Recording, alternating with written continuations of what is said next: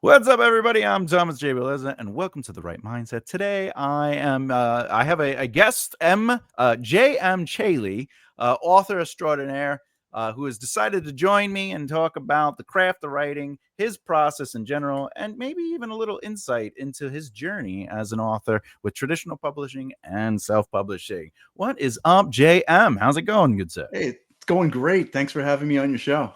Absolutely. And just for the audience's sake, I did not pay you to be here, correct? No, no, This is just a you did not. friendly. That's right. That's right. Sometimes I have to pay guests. You got to say, please, for the love of God. And they go, your beard is too scary. I'm going to need money to be on the. No, I'm just kidding. So now I'm assuming you've never seen the show before or watched the YouTube channel, and that's totally fine because we're fairly new. But just for anyone who's listening, you know that we talk about the writing craft, and I like to just kind of jump right into it and get to the conversation at hand. Instead of talking about why did you get into writing or how long have you been writing, let's talk about writing in general. What is your go-to process? And if possible, in your answers, could we kind of piecemeal it so we can have a discussion about each step per se? Like, how do you approach a new story? Let's start there. Yeah, that's a great question. When I have a new story, conceptually as an idea, I start doing very, very broad strokes of kind of what the concept is. And I start basically brainstorming who are the characters, what's the problem that this character or characters are going to face, and what are the obstacles that are standing in their way. Maybe it's a villain, a bad guy. Maybe it's something about their environment or their world or the society that they're in that's keeping them from it. But, what are they trying to do that they can't do, basically? And those really high level bullet points become the root of my outline. And then I start fleshing out the details.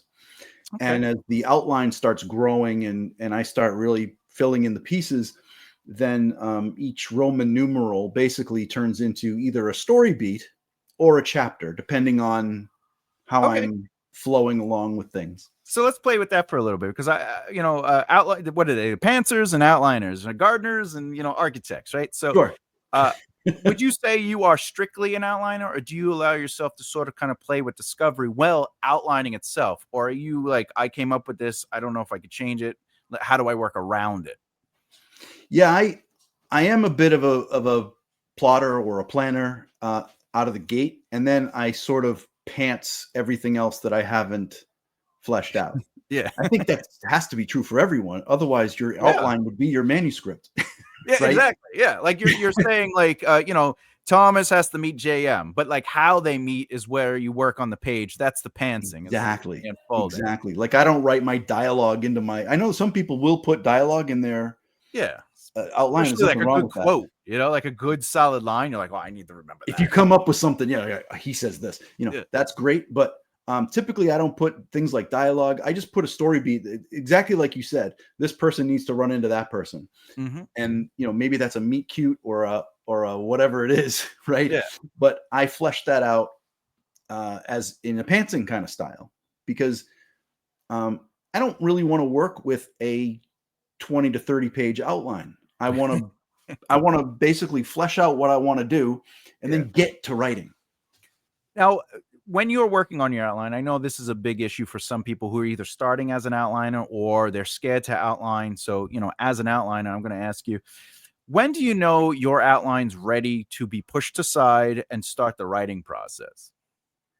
That kind of is a tough one, because it's not the same with every project. So sometimes I want the whole thing done.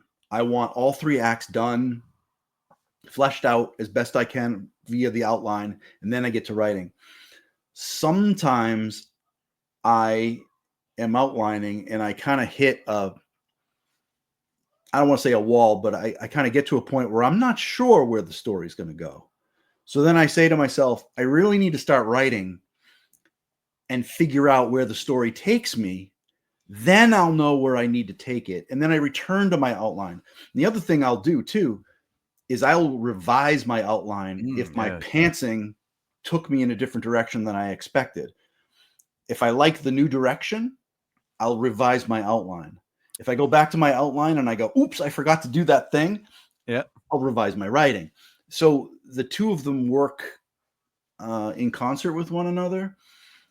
Do you ever get to the point though where you've stepped away from the outline and started writing, and the pantsing has led you almost so far from the original desired outcome of the outline, where you were saying they have a problem, they have to solve the problem, you sort of kind of loosely brainstorm that, and then you kind of place it into the thing. But even if you don't have an act 2, act 3, has pantsing ever led you down a road where you're saying, oh, this is I like where it's going, but this isn't where I wanted to go? Like, how do you deal with that struggle? I don't know that that's happened, only because when I outline, I beat it up so much that I feel really good about where it's going to go. And then when I pants, I'm kind of have that in the back of my mind thinking, here's where I need it to go. And then it goes there. Yeah. Now, sometimes I'll bring in stuff that I did not outline, like whole characters that I didn't plan on end up in my outline. And I'm like, I never thought of this guy. And then suddenly I got to jam him in somewhere. I've done stuff like that.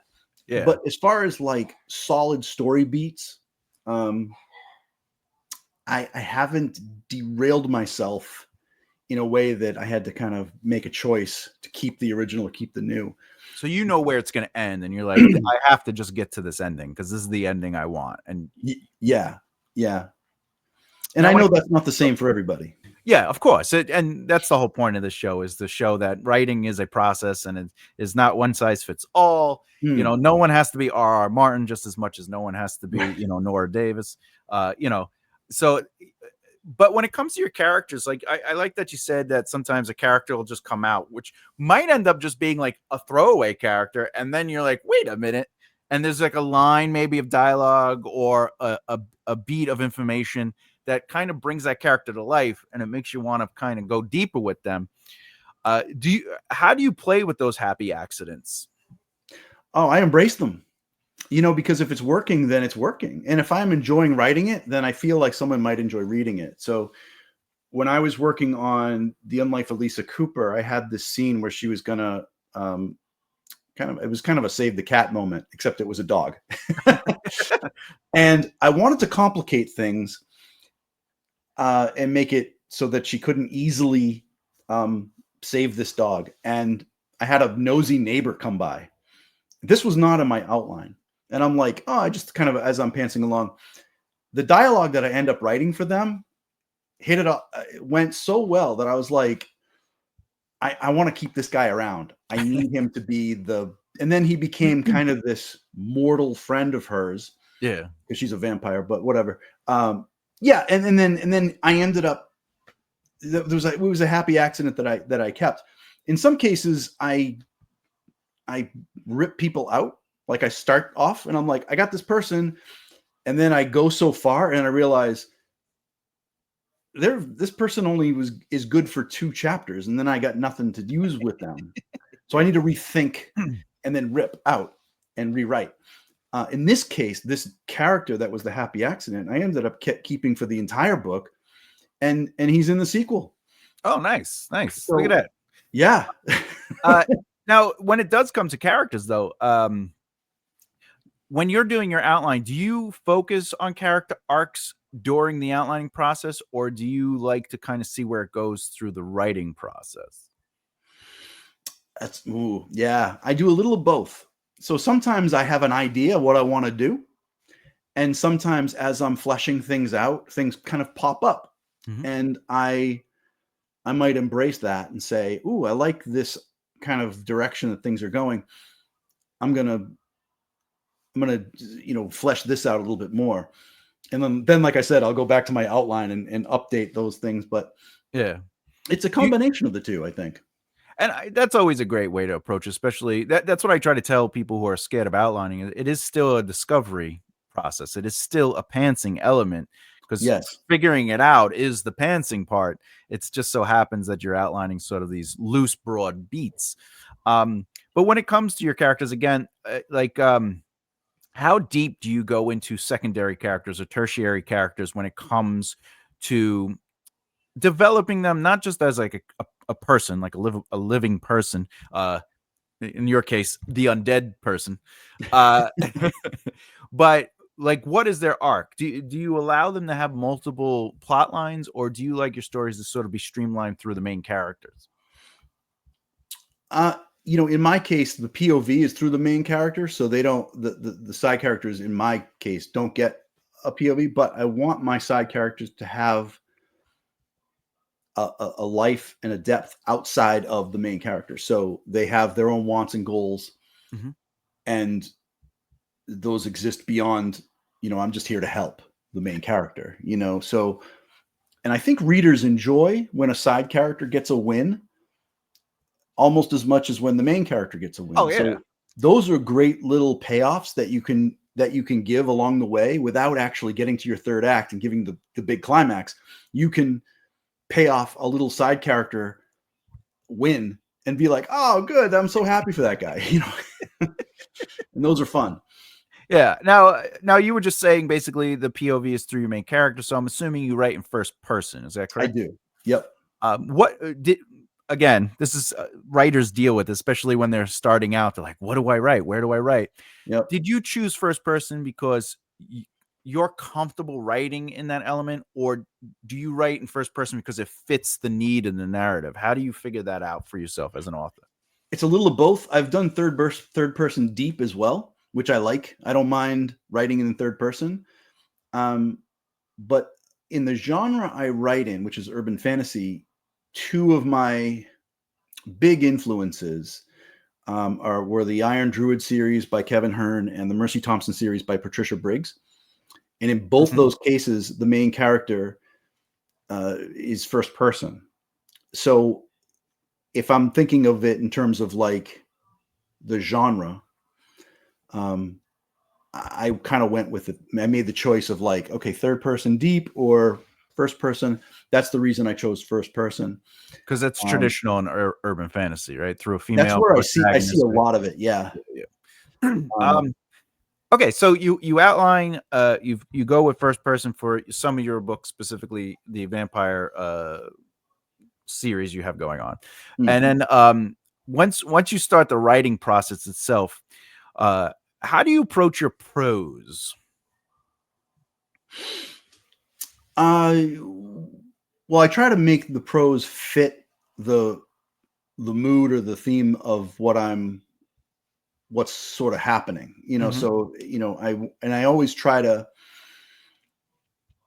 uh, start start a chapter it or end a chapter in a different place where I've ended it. So if I start the chapter on a high note, I kind of end it on a low note, and vice Hmm. versa. And I it's always through the lens of the main character. I'm not sure if I answered your question. That's okay. We'll go a little deeper. We'll go a little deeper. So when you're approaching a prose, do you like them? Well, obviously you have to, since you're doing first person, whatever is being described is through the character's POV and how they would necessarily describe it, and how maybe what's interesting to them, right? You can because you can't add a narrative voice to first person because the narrative voice is the Right. protagonist. Um, but with that said, does your character, because they're a vampire, I'm assuming they're not ancient though, right? Are they like a newly vampire? Are you exploring The, that kind of she aspect? Or, was she was turned into a vampire in 1860, so she's a couple oh, hundred years young. old or whatever. Yeah, A little bit less, but that's the year you I was born around that time. know. So uh, does are your prose lyrical or are they straightforward? Do you allow them to be narratively, uh, or I should say, do you approach it with a cinematic approach or do you allow it to like have a little bit more exposition? Like how do you approach it is basically what I'm Yeah, saying. since it's coming through the lens of and the POV of my main character, all the prose is basically like you're in her head, and you're seeing it through her eyes. So you get her snark. Mhm. If like there was a scene where she came into a club and it's pounding techno music, and she's, I'm describing in my prose what the techno music is, but it's through her five senses. Yeah. So she's groaning about it, like this is, the worst. and you get the description of the bar she's walking into, but it's through her eyes. So she's looking at it like a hunting field. Like, Mhm. here's all the people I can choose to drink from. Yeah. Um, Her vampire eyes, right? yeah, exactly. So it's not just a detached description of what's going on around the character. It's very much what she's seeing, you know? Mhm, mhm. When it comes to immersion, what are some of your favorite senses to use? Because I know that the majority of all books are sight because we're seeing what's happening. Yeah. But what is one of your go-to uh, senses where you're like, this is something that I just kind of naturally integrate into the story Yeah. without having to think Yes. about it? Yes. If there's ever a chance that I can bring smell Mm, into the prose, I will always try to do that, because that's, sight and hearing are almost like a given. But if there's always something particular that she can smell, um, I'll always do that. Taste is another one that I'll do. Um, there's times that her being a vampire, if she's drinking from someone, she might lament like, "Oh God, cheap beer, why?" And describe the, acidic whatever. And so those types of things, I really try to branch out whenever I can to add more senses. mhm. Now, some writers, if not most writers, they forget that time is actually one of the senses. It's the sixth sense. Mm. Is that something you pay attention to? Again, not knowing that it's a sense is not a critique, but knowing that time is important. Is that something you pay attention to within your writing? That not necessarily it is 5 o'clock, but you show a sense of movement or time through the narrative and not necessarily through exposition. Yeah, if there's something going on, like something happens quickly, or she's waiting for something to happen, and time is sort of dragging on, um, I try to I try to mirror the pacing of the book, the writing to that. Mhm. So, if she's not that there's a scene like this, but if she's in a waiting room waiting for an appointment, and she's bored out of her mind, I would describe the not that I'm going to drag the reader through 40 minutes of boredom, but you know what I mean? Like, I would use certain words to describe the monotony of just waiting and lounging and languid boredom, and Yeah, yeah. so I would do stuff like that, to convey how time is passing through her eyes. Yeah, because she's a vampire, so I'm assuming she can move quicker than the normal person. She can, yeah. So, like, an example. Obviously, I'm not. I'm not like use this, but as an example, where like what I'm saying is like maybe she approaches someone, right, and they start talking, and their sentence gets cut off. She moves through all this physicalness, and then when she stops moving at vampire speed, the guy or the character finishes their sentences from literally where they had started. So they'd be like, Jay, and then like they would do all their movement, and then she would stop. I'm not gonna do this, like that kind of like method. Like that would be an example of showing time. Like you show the play of time through that. I've There isn't something as specific as that, but and I don't know that she can move quite that quickly. But there was a time when she had a contest with another vampire who moves very fast, Mhm. and this was, I don't want to do like too much spoilers, but it was after she um, attained something that allowed her to move a little bit faster than she normally does, and she was sort of able to like track him as he was moving and intercept him. Yeah. And you know that was a little bit of the moment that maybe that like you're describing, where Where she you're was able showing the to movement slow down to. perceive. Yeah, Yeah, because yeah. before she's like, oh, this guy was like a blur and he was on me before I even realized it. And then later there's this other scene where he came at me and I saw his movements as he was running, his arms, Yeah. his legs, and she was able to react in time. Now, as an aside, what is your least favorite vampire pun when you tell people you write vampire stories? You know what? You know what question I get all the time Yeah. is do your vampires sparkle? Well, they have jazz hands, but I don't know and if they they sparkle. and they don't. But I that's the question I get so often. I don't mind the question. I think it's Yeah. funny, but it just kind of goes to show where that genre has Destroyed vampires. moved. Yeah. Vampires are supposed to be romantic and powerful and loving, Right. but they also sparkle and they give piggyback rides They to get a big. 16-year-old as a 200-year-old running up the mountain. Uh, When I went to the movie to see it with a girl, and she's like, "Trust me, this is a great story. It's one of the best stories ever," you know. And I was like, "Okay." And as soon as Belle got on his back, and he piggyback rode her up the side of the mountain, and then he's shining like a diamond, I was just like, yeah. we do not like the same kind of And stories. and she was a teenage girl too. Like, She's a teenage girl, yeah, I'm yeah, like, in the story. dude, you were like embraced in the 1800s, right?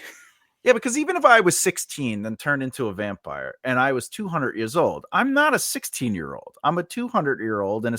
16-year-old body. So for me to stay in high school and fall in love and date us, what could I talk to them about? No. You know what I'm saying? I was in the first world. I was in the Civil War. Yeah. My name's Edward. What do you do? Yeah. I like flowers and Yeah. I color, and Yeah. I'm moody. You know, Yeah. like, oh, all right. Well, this is not going to work. We might have to do something else here. Yeah. But all right. So moving on. All right. So you just anyone catching up. You approach your outline with some brainstorming, and then you allow yourself some pantsing throughout the writing process. And you enjoy, as you say, to add some smell and taste to your immersion. And more importantly, your vampires do not sparkle. So that's where we're at now. All right. Now, this is a question I like asking authors when it comes to a very important moment in the process. When do you feel you are done and you can say this book is ready to sell? Yeah. It's funny. I just recorded that question as a topic on my YouTube channel. That's so funny that you asked me that question. Mm-hmm. Because you could spend forever on a manuscript tweaking and going over stuff, like pull the Ernest Hemingway and just try to remove every single word you possibly can that doesn't belong, and drive yourself crazy and spend 10 years on a manuscript. And I think you need to be able to draw a line at a point when you've edited it maybe 2-3 times, after putting it on a shelf for a little while, coming back, editing, Mm-hmm. and then giving it to critique partners, getting feedback from them. And then if you feel good about that, giving it to beta readers and getting feedback from them. And if the general consensus of the readers that you're sharing your manuscript with is that you've got a good one on your hands, Mm-hmm. and I think you're done. If the readers are coming back to you and saying, ooh, here's some things you need to fix and some big holes or whatever, then you're not done. But you need to be able to draw a line in the sand to know when it's time to give it to the readers. Mm-hmm. And I think the readers are going to let you know, or your readers are going to confirm that it's done. Yeah. I don't know that the author is the best judge, because we always want to make the best book that we can. Yeah. So we need an outside force to say, no, this is good. You're ready to go. Yeah, but in your situation, if you give the book to beta readers and they say she sucks, like, is that a compliment or is that like, how do you? No, I'm just kidding. But yeah, beta readers are definitely a really great way. However, when you go to beta readers, do you choose people that you know, or at least are close to you, or do you allow to sprinkle it out to people that at least read within the genre, but maybe have a disconnect to you like you don't know them personally in the sense like you hang out because I don't know if you've ever ran into this problem, but a lot of authors say that you give it to your mother and they're like, of course this is the best writing. You're amazing. This should be millions of sales, but then you give it to your best friend and like, yo, this is crap, and then you give it to a stranger and now maybe they're not as harsh as this is crap, but they give you a real critique on it. So like, what's the fine line and how do you approach that?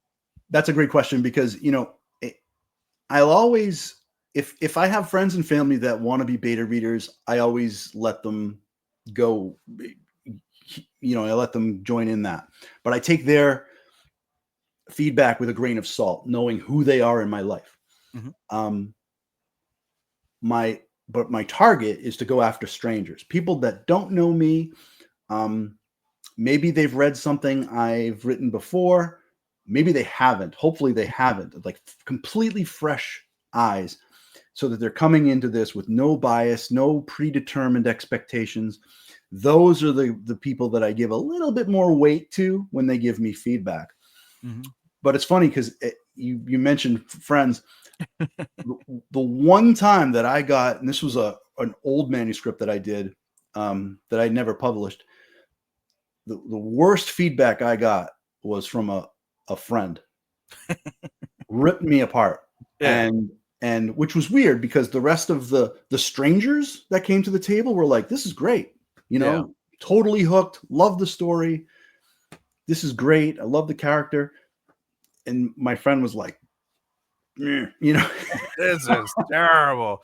Well, there are I say there are two kinds of friends. There's the writer friends that you're in the industry with, and like, because I have kids that I mentored and now they're not kids anymore, they're in their 30s, and but I'll allow them to read it because they're reading it from a writer's mind and their feedback is always logistic and not necessarily like, the second kind of where they give you the feedback on the story that they wanted to read.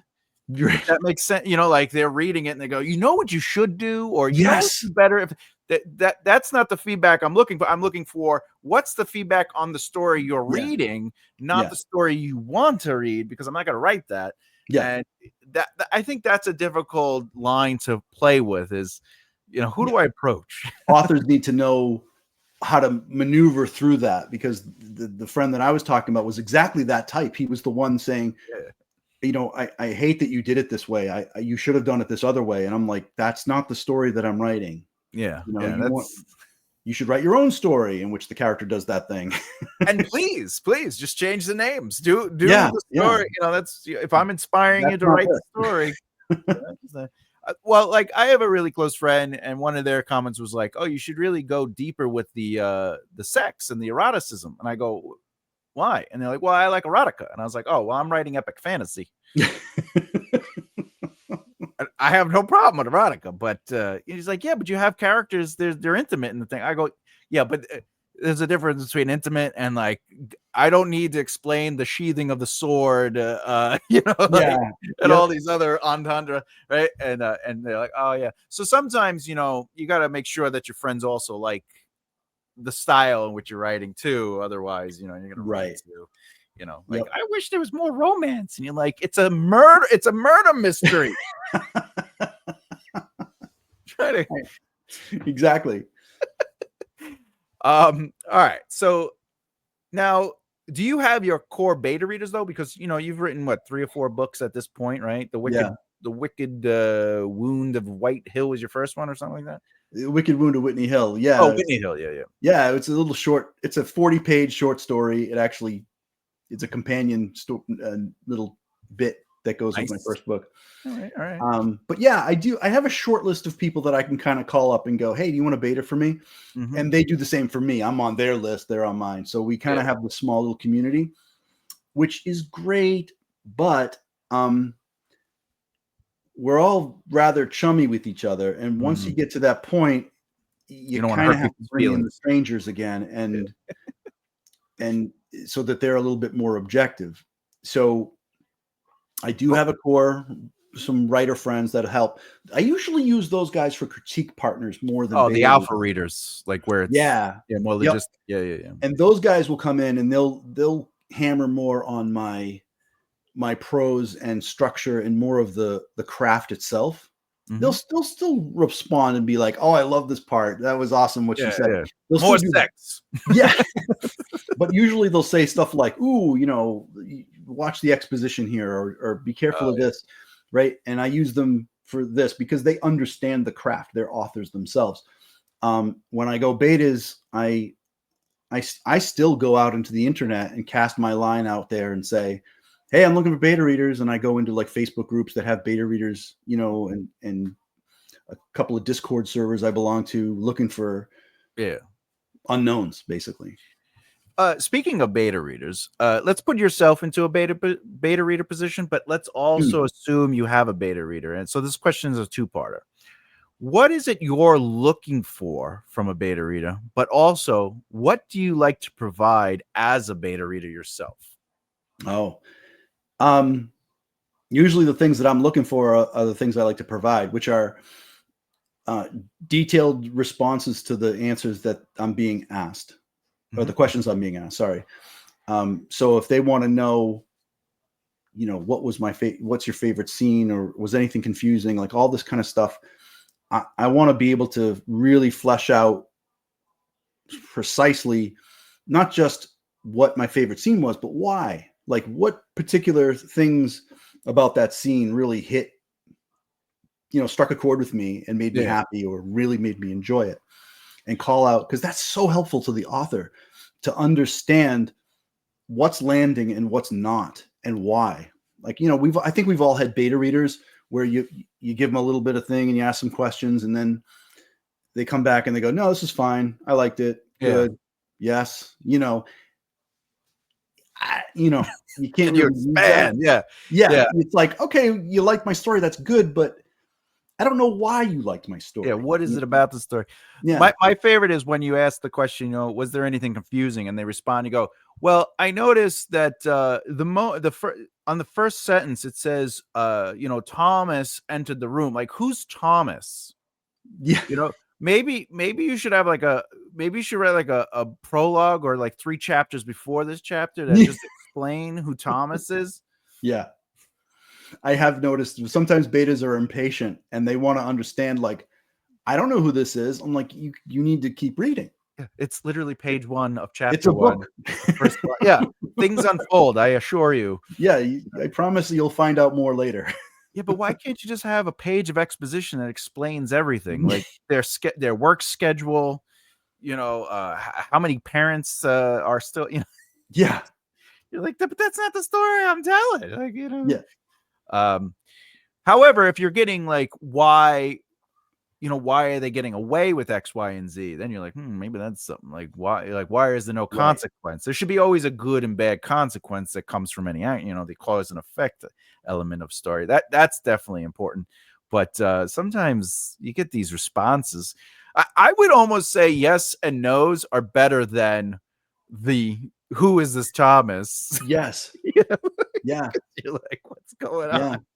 I wrote that first manuscript I told you about actually took place in hell. It was a fantasy fiction. So and the main character is a half succubus, and she's wandering through hell, and there's demons and devils all around, and I'm describing that she's living in the 5th circle of hell. I had a beta reader 3 chapters in ask me, "Does this take place in hell?"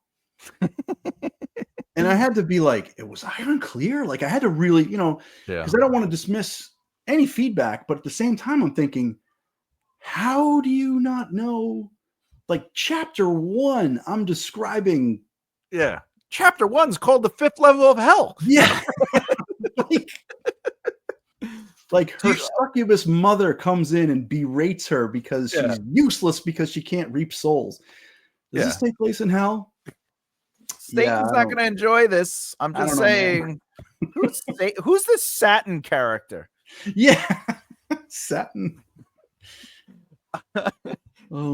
Speaking of chapter title, do you use chapter titles? You just say chapter 1, or I like chapter titles. Yeah, I use them.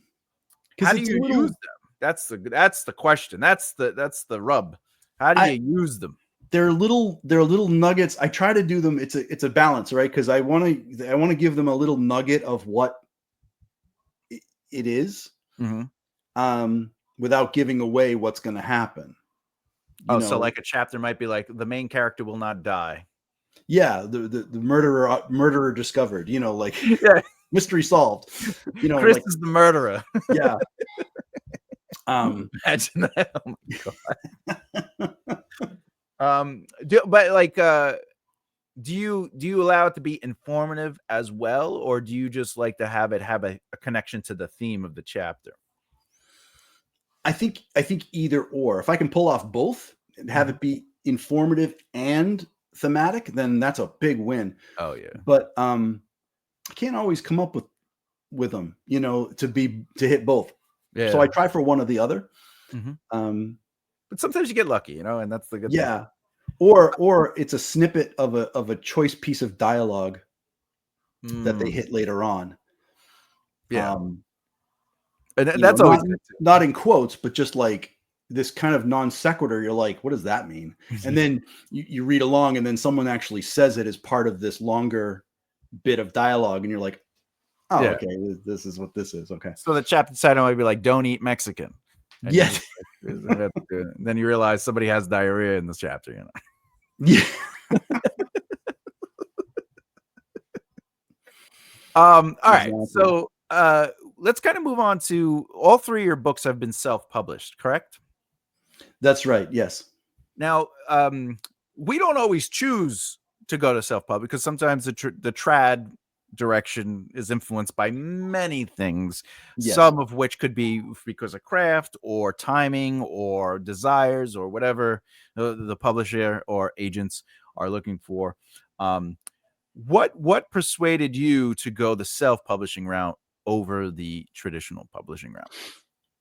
I actually started down the traditional publishing route. That story in hell that I was telling you about, I finished that manuscript, and I wrote a query letter, and I started querying. And so I'm out doing the thing, trying to find an agent, and suddenly I had all this free time in my hands because I was spending months and months doing edits and rounds of beta readers and all this stuff. And then while I was querying, I wasn't writing. I was sending out query letters and stuff, but that's a different body of work.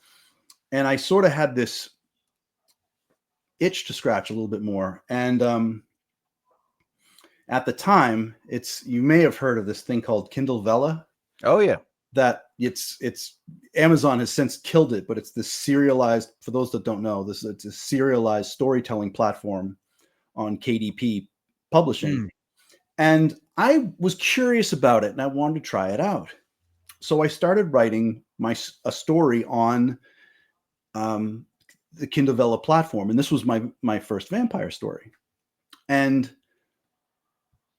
lo and behold, it kind of took off a little bit. And it earned into the top faves, which is like the top 250 titles of, right? And it hit the top fave like 17 weeks total. And I was making money off of it. Woo, like holy crap, right? And so here I am trying to do the traditional publishing thing, and my self-publishing on Kindle Vella started being a thing and taking on a little bit of a life. I got a full manuscript request on my traditional publishing effort that ultimately was rejected. And I got some good notes from an agent telling me what the reason why they passed and all this kind of stuff. And I'm like, okay, I got to make these some adjustments here. May I ask? Can we kind of go into that? Like, what was it that they suggested, and did you agree with them? More importantly, so yes, I did agree with them. So what it was the it was an action adventure because this is fantasy. Not an epic fantasy. It was about 94,000 words. A lot of action and adventure, and the chief feedback that I got from this agent was there's a lot of action. It's the writing is strong. They like the story and the character development, but there's so much action that I needed to have these kind of scenes where the tenor would slow down a little bit. Oh, the The pacing was tempo, sorry, all. Oh, would yeah, slow down, yeah, and yeah. have some reflective moments where the reader can kind of just digest what just happened and bring things down a little bit before things heat up again. And I was pretty much spending like 7 or 8 chapters in a row was just bang, bang, bang, bang, and Pure adrenaline. right. And I thought, and some people like books like that. I don't mind books like that, but I'm thinking of it in those terms, and I'm thinking, I think she's right. I think I did need a little bit of pacing where I could Yeah. take these little breaks. There were some, but I think I needed more. So I had to make a choice. Was I going to go back and edit that and then go back into the querying arena, or keep going with this thing that was starting to take on a life? And I chose to go with the thing that was taking on a life. Oh, so you didn't edit or change anything. You just were like, I'm accepting it as is. It's that manuscript that I want to traditionally publish is still sitting there kind of unchanged. Oh, okay.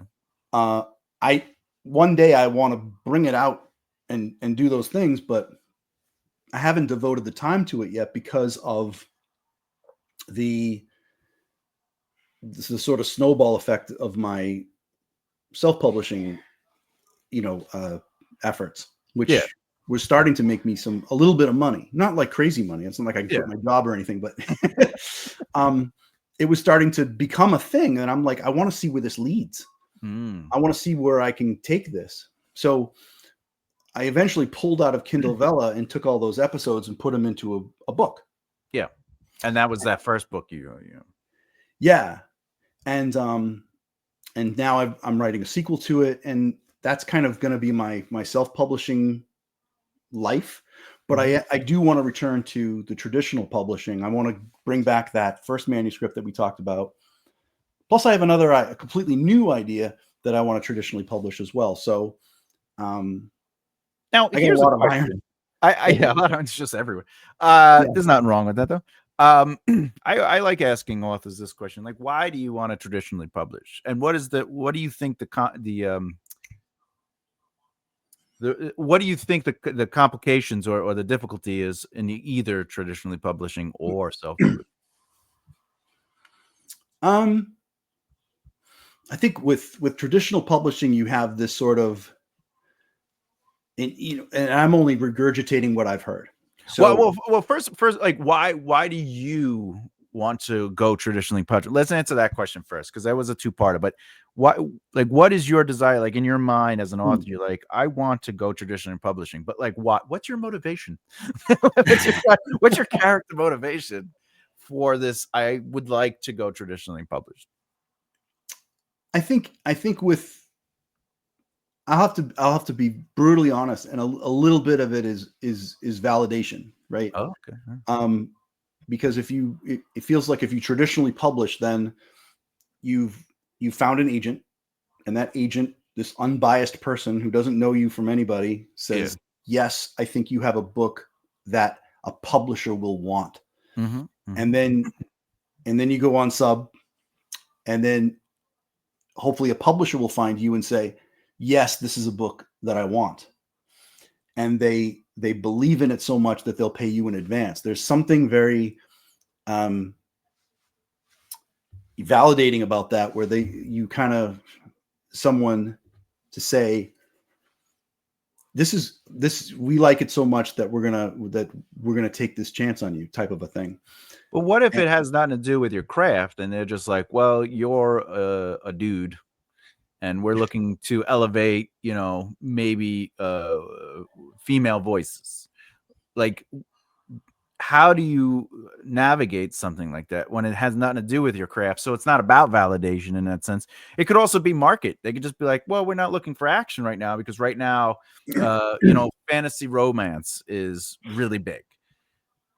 You know what I'm saying? Yeah, I remember querying and trying to find agents, because I would go into certain, I'd try to find the right agent to query to, and I'd look at manuscript wish lists and things like that. And they'll tell you, the agents will be like, look, I'm looking for a person of color, or I'm looking for a woman or someone who has some sort of disable, and that's great. I mean, there should be diversity amongst the craft, but I'm a middle-aged white dude. And there's no one out there saying, we need more middle-aged white dudes writing. Where are all the books written by middle-aged white dudes? Yeah. So new voices. Yeah, we need more white dude voices. White dude voices.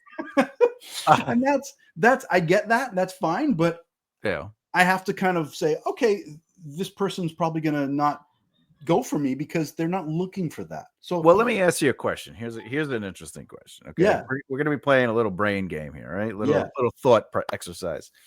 You find an agent, they love your manuscript. They're like, this is great. They're validating your craft.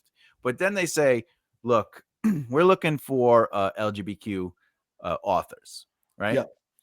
Yeah.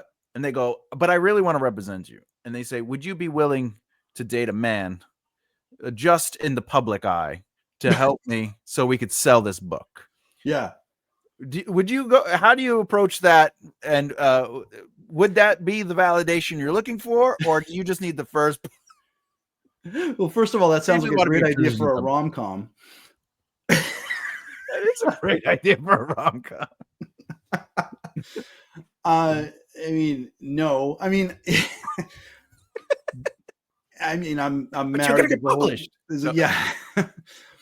And I realize when I say that the validation's important. It's a very cheap reason to want that.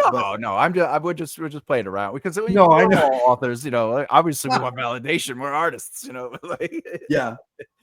But it's just fun to kind of play with we're writers. So like, what is the crazy thing that could happen? The crazy thing. Yeah.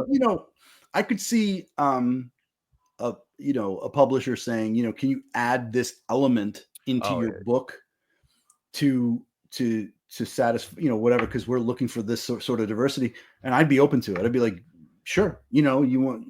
Yeah, I'm not.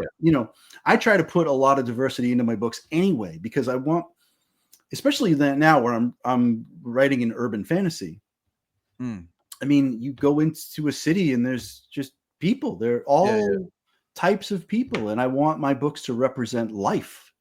Plus, it's a female protagonist because that's the genre itself. It is. She is. It is a female protagonist. How do you get through that? Because that is definitely something that is a part of the conversation, not only in the author's realm but the reader's realm.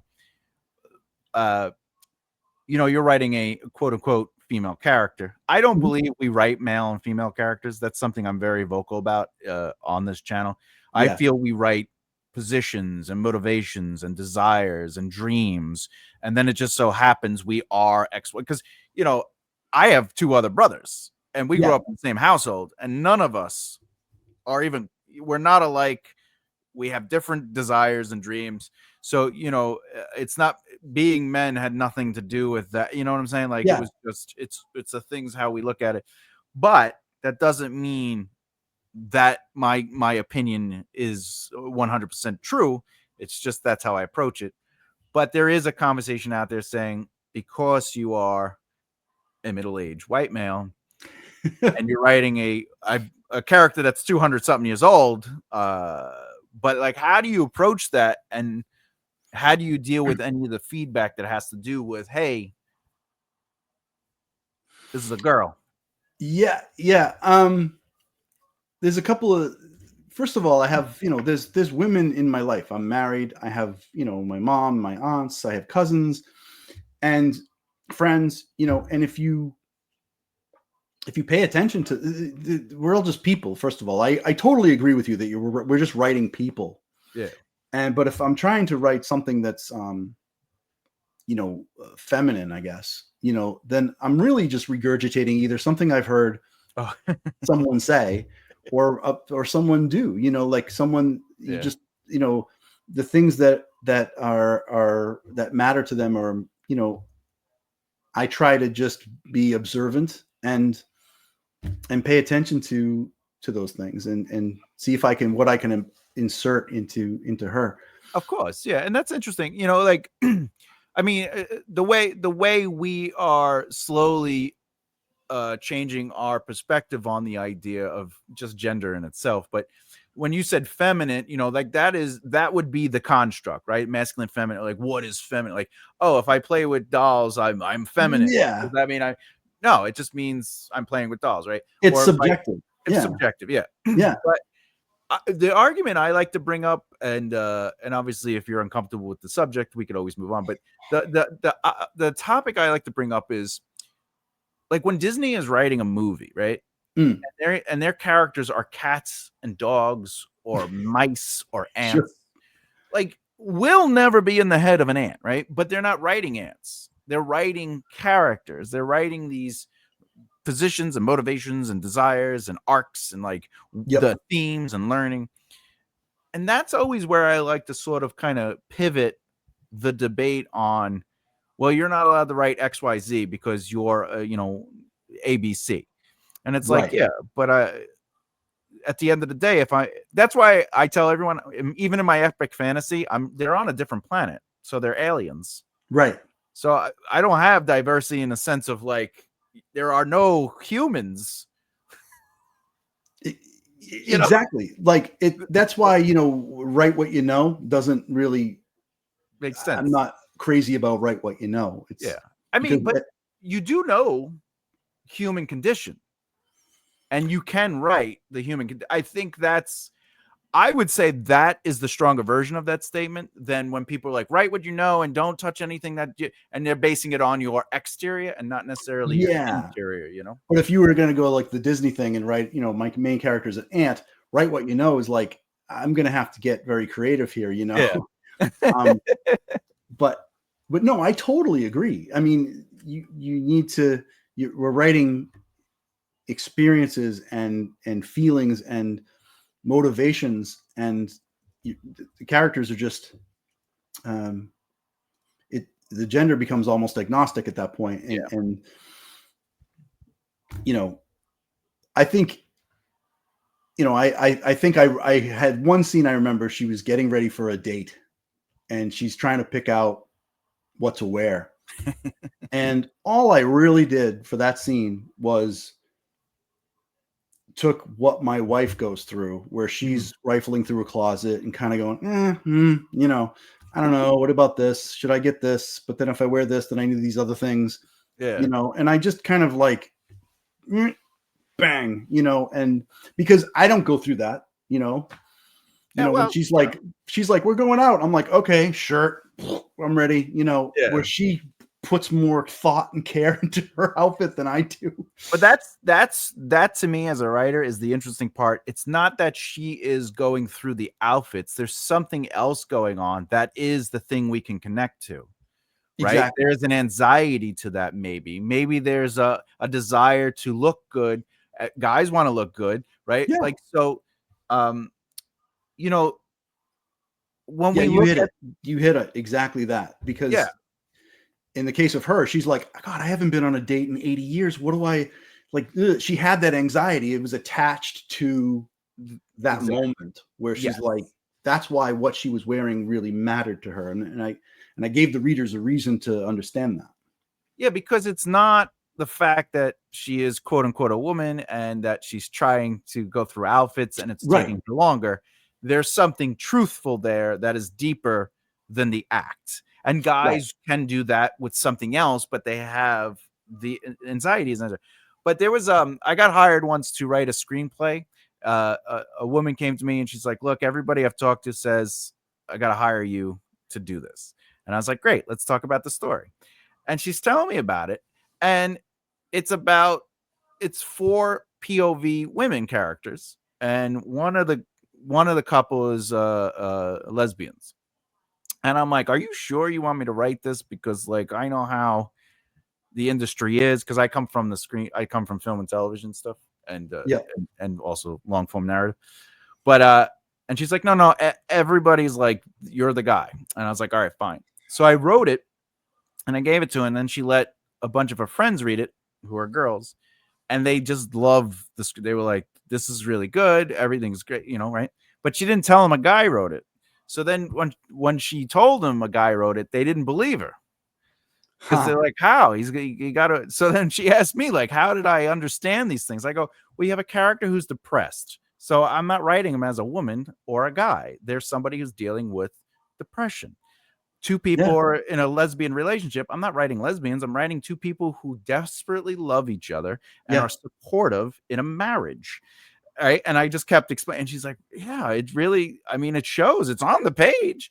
She's like, you don't write them like men. I go, because I don't write men either. I write, You write characters. yeah, behavior dictates response, but it's the bias of the reader or the observer of the external that places that additional truth onto it. So, that's why I don't tell people my faith or religion, because I'm not Jewish. But if I tell you I'm Jewish, now there's this bias, good or bad. There's a bias dictation of who I am as a person because Jewish, right? Or if I said I'm Catholic, oh, there's these, right? And then there's all the stereotypical jokes, especially with Catholics. Oh, you hate yourself, like, all right, I get it, right?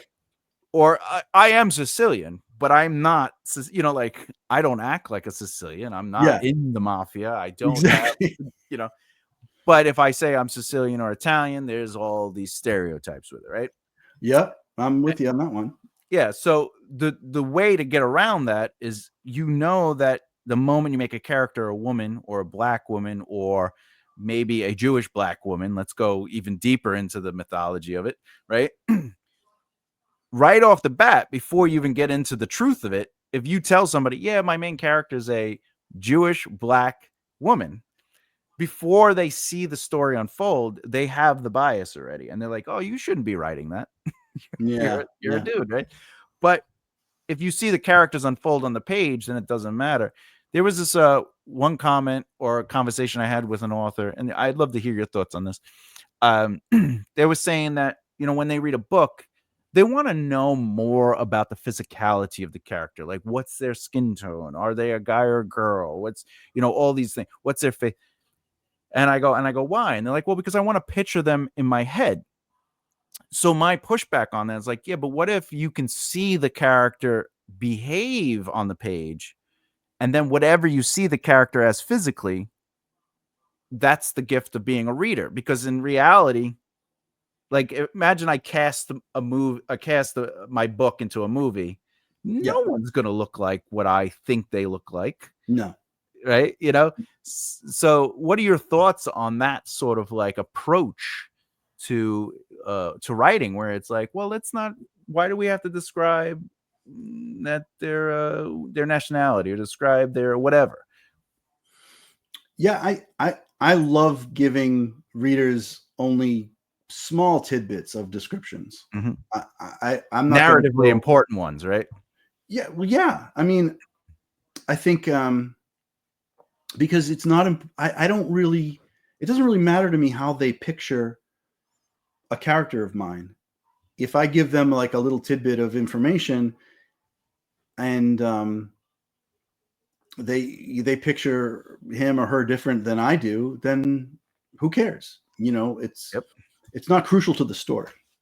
Yeah, it's that old descriptive trick that authors use, where it's like, well, it's better to describe the scar over their eye than it is to describe their height, because the scar just is a factor of them, whereas their height isn't.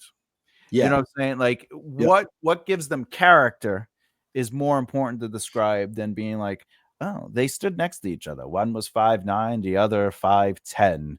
They're long, like, none of that is important narratively. But no, if you see someone, the first thing you're going to see is the scar. So that would be a descriptive purpose. Well, like one thing I did with my main character, Lisa, she's not particularly tall, but she's not exactly short either. But I never describe her as 5 foot something, right? But there's this one scene where she's hugging her love interest, and she rests her head on his shoulder. And I'm like, this is all you're really going to get about how tall she is. Yeah. If she's tall enough to reach his shoulder, then, and I don't tell you how tall he is either. Yeah. Now, if she was like 2 feet taller than him, then you'd be like, she had to lean over. Yeah. If You she know, had tentacles, you'd have to describe the tentacles. exactly. But that's about as deep as I go when it comes to these. I don't want to say superfluous details, but they don't matter to me. Sometimes it doesn't because it's Yep. not like you're writing aliens. Like if you were writing aliens, like they're gonna look Yeah. different. We want to know that they have pink skin, Yeah. but if they're just two people, because that's the other thing. The argument is, oh well, when I read it, you automatically you're defaulting to a quote unquote white person in your head. But that's not necessarily true because I have had people read my books and that were of different nationalities and they defaulted to whatever nationality they were, Right. like, and I think that's the kind of stories I like to tell where I give the readers just enough where they can be handed off the story and they could turn it into whatever they want. It's sort of like Brandon Sanderson says when it comes to names. He's like, look, I know what the name is, but if the name is Shalom or whatever, and you pronounce it Sherry, it's Sherry. Like, it doesn't matter. Like, whatever gets you through the book, like the name is Thomas, but you pronounce it Thomas, that's fine. So, like, who cares? Yeah, who cares? Yeah. It's your book. You buy it. Now you get to enjoy it. But with that, we're about at an hour, and I actually have two kind of questions I want to ask you before we end it. The first one is just a fun one. What is your worst review? And in a sense, how did it make you feel? And how did you get through it? Because it's important for us as authors to realize that everybody has a subjective opinion about anything, and especially reviews, which are just opinions, not facts. And what was the worst one you got? And how did it make you feel? And how did you work through it? Oh, boy. So being self-published, I have a handful of reviews on all three of my books that are out there. Mm-hmm. I think I might have a 3-star review on one of them, but it's not a bad review. Yeah. So if it's all right, I'll give a different example of some bad feedback I got. That's fine. Yeah. Okay. Cause I don't, I haven't accrued a lot of reviews yet on my self-published works. So let's go back to that manuscript that I was telling you about, where I was writing a story about this woman in hell. Yeah. And I had this one beta reader who was basically saying stuff like, why is she doing this? Is she stupid? She sounds stupid. She seems like a stupid character. Other beta readers were saying, I love how smart she is, and she's so resourceful. This one person was like, what a moron. And the culmination was when he said, if you were trying to write a story of an idiot in hell, you nailed it. And that's funny. I felt like I was more amused than upset. But if it did bother me a little bit because it just was so rude. I forgot that you were a human being with emotions. Yeah. Like, this is not helpful. Yeah. So yeah, I think that would be my bad review. That's funny. Yeah, because it's like, why do you feel they are stupid? Like, what is it about their behavior that is making you think this character's stupid? Because that's more helpful, because then it allows you to look at the behavior and to look at, the choices a character's making. Because that I can understand, but it was, you're dealing with a flawed character. Hopefully your main character is flawed. Oh, and yeah, but choices. He would look at these flaws and go, what an idiot. I'm like, but that's supposed to be, she's struggling with this. Yeah. She doesn't have legs. She's what a terrible runner. Like, why is she so bad at running? She has no legs. Yeah. But why? If she doesn't like hell, why doesn't she just leave? Yeah, can't she just go? Says all you got to do is forgive yourself. I can forgive myself in 2 seconds. This is stupid. My favorite review, by the way, was somebody gave me a 4-star review, and in the review they said, "There's far too many 5-star reviews. I believe this book is a 5-star review, but I gave it a 4-star." Oh my god! Just because I wanted to even it out. I was like, look, bro, you could have gave it a 1-star and I would have accepted it, because that is funny. That's amazing. That is a spectacular. It's just whatever. All right. So I asked this question to everybody. You're not unique, but you are unique in your answer. Okay. So here you go. What is one piece of advice you discovered about writing, either through someone else or yourself, that completely changed the way you approach the writing process? Oh boy. Come on, Mr. Celi. Yeah, I would say it that story beats can either Like the vegetable? be what yeah like the vegetable, like shroot. Story beats can either be great multitudes of chapters, or it could be like one scene. Mm-hmm.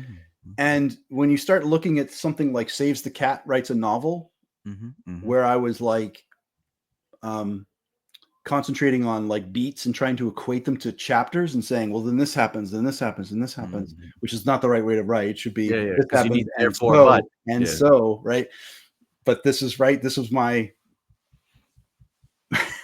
my evolution. Yeah. Then I got a hold of Story Genius by Lisa Cron, who broke everything up by scenes. And so I said, wait a minute, story beats, scenes, and these things sort of like lined up a little bit. And I was like, wait, so these, I'm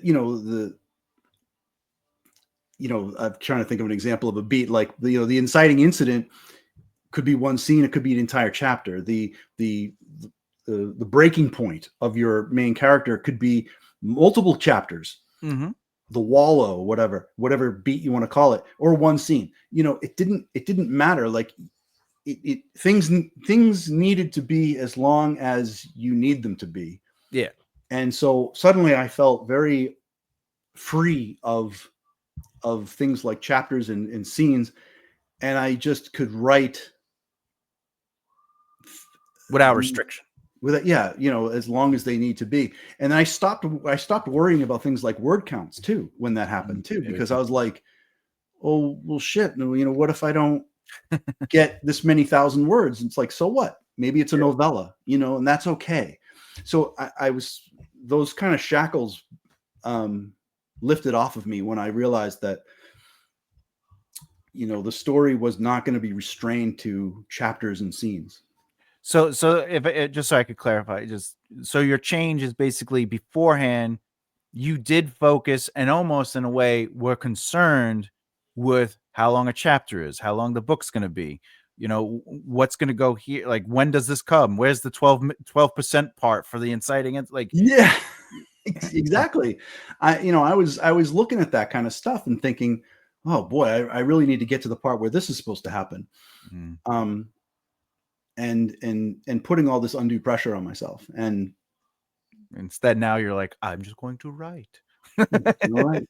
Yeah. I like it. All right. JM Celi, tell us how we find you. And remember, some of this is audio, some of it is video. So you might have to spell things out for people. But how do they find you? No problem. You can find me on jmceli.com, and that's jmceli.com. And there's links to all my socials there. I'm very active on Facebook and Threads and Blue Sky these days. If anyone wants to follow me on social media, I'm happy to chat with folks and share writing. If you want to come and talk about writing, I'm game. I'm always game. I also have a YouTube channel. If you search on JM Celi on YouTube, I talk about writing in fantasy fiction and a lot of the craft of writing and publishing. Oh, great. Yeah, so his website and his YouTube channel, because this is on the YouTube channel, will be linked in the description below. But more importantly, JM, I really appreciate you coming out to give me some of your time. Your insight was welcomed. We had some good laughs. Thanks, I appreciate it. I also want to say I love the Chandler shirt. I'm a huge fan of Friends. Oh, thanks. And, the color scheme. I'm not knocking you. I actually do like the You know, I almost got the Chandler shirt. I'll be honest with you. I love Chandler. It's funny because my wife is a neat freak and she's always clean. You know, she's like the Monica. Oh, she's Monica. It's crazy. Yeah, I swear to God. Could she so be true. any cleaner? That's right. All right, and thank you very much for that. To everybody who's watching and listening, I'm Thomas J. Bellezza. This is The Right Mindset. Keep developing the right mindset. I'll see you next time. Bye. Bye.